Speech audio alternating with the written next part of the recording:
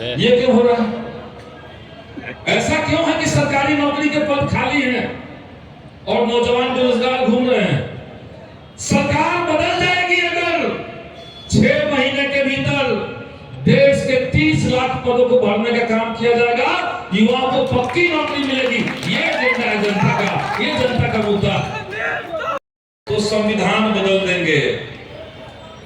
3 चरणों का चुनाव भाजपा के लोग देख रहे हैं और नालंदा में 2 दिन पहले इसी जगह पर एनडीए का प्रत्याशियों का जिस तरीके से जनता ने खारिज कर दिया था, हम उनसे कहना चाहते हैं कि हिंदुस्तान की जनता और बिहार की जनता आखिरी दम तक लड़ेगी, लेकिन देश के संविधान को हम खत्म नहीं होने देंगे, देश के लोकतंत्र को हम लोग खत्म नहीं होने देंगे।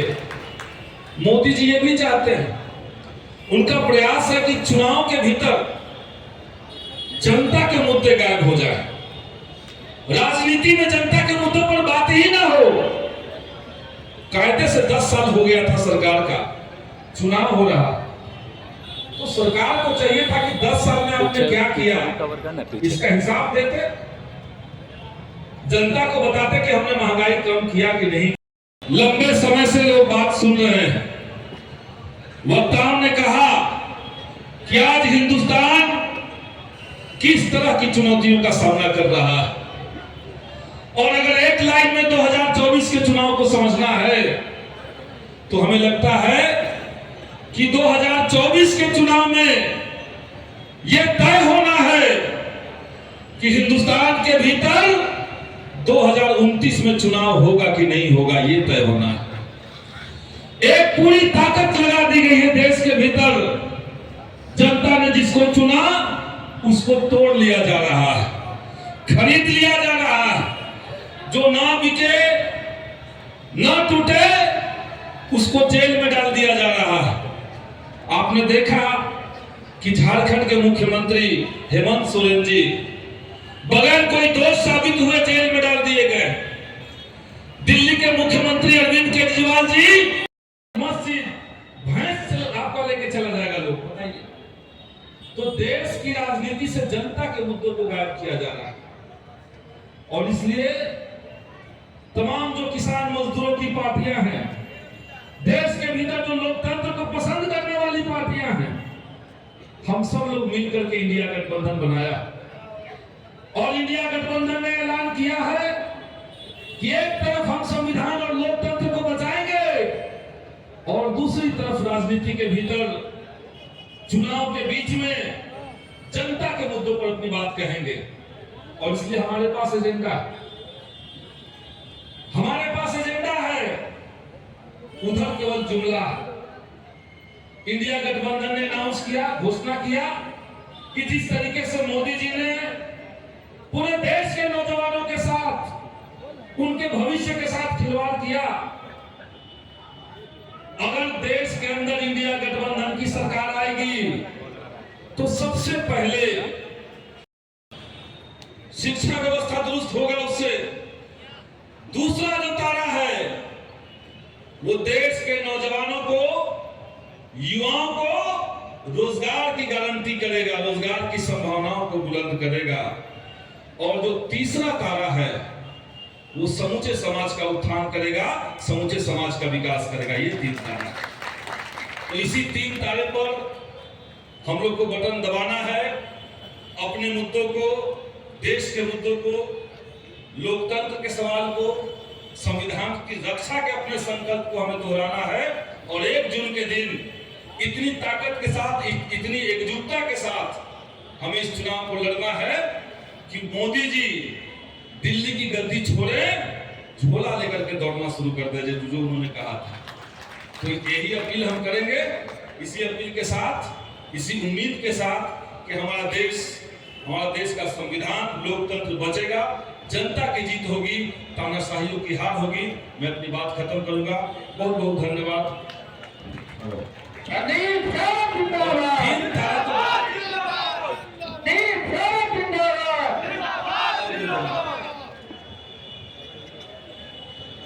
साथियों,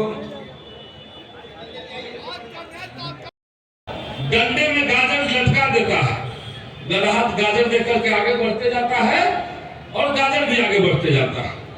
तो मोदी जी देश की जनता को यही समझ लिए। 2014 में कहा गया कि 22 आने दीजिए, आमदनी डबल कर देंगे, और 24 में कहा जा रहा है कि 47 तक रुकिए, यानी 47 तक हमको लगातार जितवाइए चुनाव, तब जाके डबल होगा। और हो क्या रहा है? किसानों को आमदनी डबल करने के नाम पर हमने देखा कि आज नालंदा जिला में जितने हमारी नदियां हैं सब विलुप्त हो रही है, सूख रही है नदियां। नदियों से जो सिंचाई का पानी किसानों को मिलना चाहिए था, उसका संकट। खाद के दाम आपने बढ़ा दिए, खाद का पैकेट छोटा कर दिया, डीजल पेट्रोल का दाम बढ़ गया, बिजली का दाम बढ़ गया, तो कृषि में लागत बढ़ गया। लेकिन कृषि में जो फसल का दाम होना चाहिए, उसके लिए न्यूनतम समर्थन मूल्य तय होना चाहिए, वो तो नहीं हुआ, उसमें तो बात नहीं हो रही है। किसान हमारे अगर सरकार से मांग कर रहे हैं तो उनकी हत्याएं हो जा रही, बैरिकेडिंग हो जा रहा। तो इसलिए इंडिया गठबंधन ने तय किया कि अगर हमारी सरकार बनेगी तो हम एमएसपी की गारंटी करेंगे, और ये मोदी वाला फर्जी गारंटी नहीं रहेगा, ये जनता वाली गारंटी रहेगी, इंडिया गठबंधन वाली गारंटी रहेगी। हमने देखा जिस गांव में भी हम लोग। सम्मानित अध्यक्ष जी, मंच पर उपस्थित भाकपा माले के राष्ट्रीय महासचिव कॉमरेड दीपंकर भट्टाचार्य जी, मंच पर उपस्थित राष्ट्रीय जनता दल के वरिष्ठ नेता, विधानसभा के पूर्व स्पीकर हमारे अभिभावक उदय नारायण चौधरी जी, मंच पर मौजूद भाकपा माले के पोलित ब्यूरो के सदस्य और काराकाट लोकसभा क्षेत्र से इंडिया गठबंधन के उम्मीदवार कॉमरेड राजा राम सिंह जी, मंच पर मौजूद इस्लामपुर के माननीय विधायक राकेश कुमार रोशन जी, हिलसा के पूर्व विधायक और राजद के प्रवक्ता हमारे शक्ति सिंह यादव जी, मंच पर अजीत कुशवाहा जी जो डुमरांव के विधायक हैं, हमारे विधायक साथी रामबली सिंह यादव जी, मंच पर मौजूद मसौढ़ी की विधायिका रेखा देवी जी, अमरजीत कुशवाहा जी, मंच पर उपस्थित हमारे सभी सम्मानित नेतागण, सीपीआई के राजकिशोर प्रसाद जी, सीपीएम के नेता जनार्दन प्रसाद जी, रवि ज्योति जी कांग्रेस पार्टी के वरिष्ठ नेता,